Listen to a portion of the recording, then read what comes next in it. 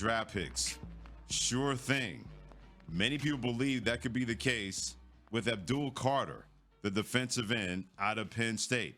Louis Riddick, ESPN NFL analyst, on Get Up yesterday, he compared Abdul Carter to another guy that has been a sure thing so far in the NFL when it comes to Micah Parsons of the Dallas Cowboys.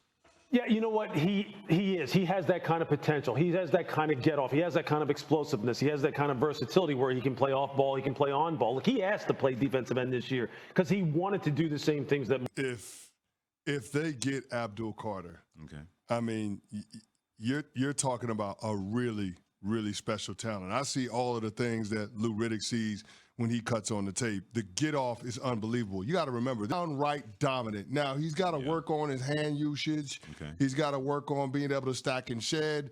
But in terms of the raw materials that you would expect from a pass rusher, the bend, the get off, the explosiveness, the closing speed, the finish, the nasty when you get to the quarterback, he has all of that. I mean, this is a guy that, in the right hands, in short order, will be a perennial Pro Bowl edge rusher in our league. You used a great term, in the right hands. That brings me to why it may not be a sure thing for him with the Cleveland Browns. Not saying that the Browns should not take him. I just worry about certain organizations that ruin people. And Abdul Carter, he would be the perfect booking. Can you imagine when that guy – when, not if, but when that guy is right? You got an Abdul Carter on one side. You got a Myles Garrett on the other side. You really do not have to blitz if you're the Cleveland Browns. Nope. You got those two dudes coming off that corner 150 miles an hour, and the quarterback's got to be aware of that. And in that division, where you got to deal with Joe Burrow twice a year with Cincinnati, Lamar Jackson twice a year with the Baltimore Ravens, whoever will be the Steelers quarterback going forward twice a year. If you can have two dudes like that, you solve a lot of problems. But I look at certain organizations, CC, that they always seem to have the horseshoe upside down and not right side up. And that's my concern with him being a sure thing for the Cleveland Browns, to get his behind out of there. Yeah. If you're Abdul Carter, as talented as he is, I want him to go to the right organization. The Cleveland Browns have not been a right organization for longevity and players in their careers for more than a minute. They haven't been the right organization for quarterbacks, but they've done a decent job with the other players. I mean, Myles Garrett is Defensive Player of the Year. Unbelievable talent. You've seen what Denzel Ward turned into. You've seen what Jeremiah Owusu-Koramoah has been since they drafted him out of Notre Dame. We've seen what David Njoku has been as a tight end. He was a former first-round pick. The guys that they've taken with picks on the offensive line, all of them seemingly have panned out, save Jedrick Wills. So they've done a good job with the draft picks outside of the quarterback. But the biggest issue with that franchise is being able to figure it out with the guy under center. Now, I understand that the opportunity cost would be too great to pass on Abdul Carter and, for that matter, Travis Hunter. Sure. And so I think they go in that direction with the second overall pick. But my cause for pause with the Cleveland Browns wouldn't be about taking a guy that I think will end up with his career on a gold jacket.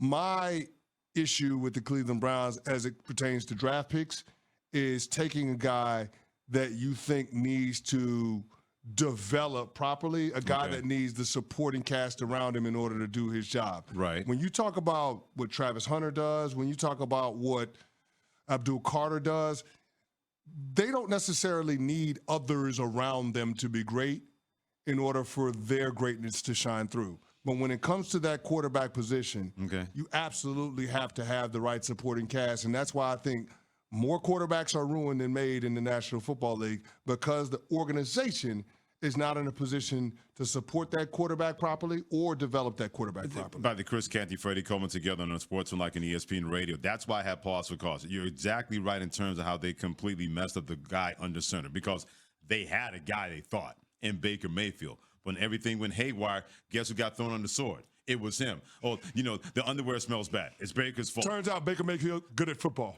Pretty good at football. Good at football. Two teams later, 3 teams after the Cleveland Browns, we've seen he's able to do. And he was the one that was the whipping boy for all their sins. Yeah. And then they went out there and gave all that money to Deshaun Watson. That's blown up in their face. Oh, by the way, if you had this version of Baker Mayfield in the window that the Cleveland Browns just had over the last 3 years, what do you think that team would have been able to do? Well, not for nothing, CC.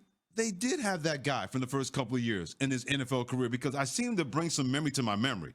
that he got them to the playoffs And won a went on playoff game on the road. Right, went on the road to beat Pittsburgh and Ben Roethlisberger, even at the end of his career, and then gave to Kansas City for 3.5 quarters. Yeah. So they had that guy, and they decided as an organization, everybody's screwing up. Let's blame one guy and bring in Deshaun Watson. That's why I had pause for cause with Abdul Carter, because if things go haywire, we know what they'll do. They'll blame somebody else, whether he plays quarterback or not. That's why I had pause for cause with him going to the Cleveland Browns with that organization. Yeah, but you know what, though? I mean, having Abdul Carter is an investment in what happens with Myles Garrett, too, because now all of a sudden offensive lines can't slide Myles' way all the time. They can't double and triple the team him because you got somebody else that can wreak havoc and get after the quarterback and consistently win one-on-ones. But here's the thing. If the Cleveland Browns take Abdul Carter or Travis Hunter, I don't think they can go wrong. I think both of those guys would go from Cleveland to Canton. It would be that type of special.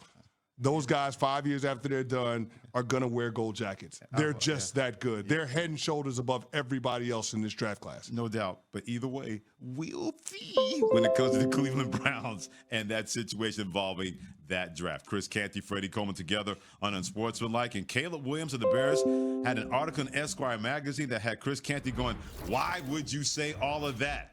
This is ESPN Radio and ESPN2.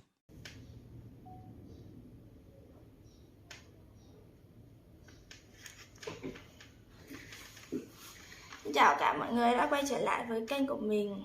Ngày hôm nay mình sẽ tiếp tục hướng dẫn các bạn làm vòng. Vòng hôm nay của mình sẽ có tiêu đề là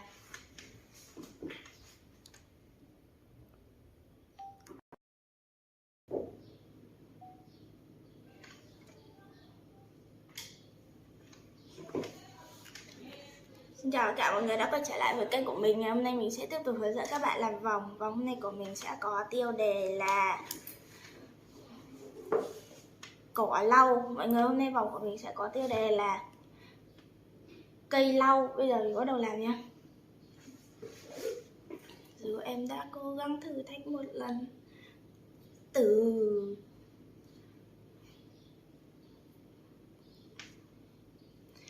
đầu tiên là mình sẽ xõa màu hồng nhá.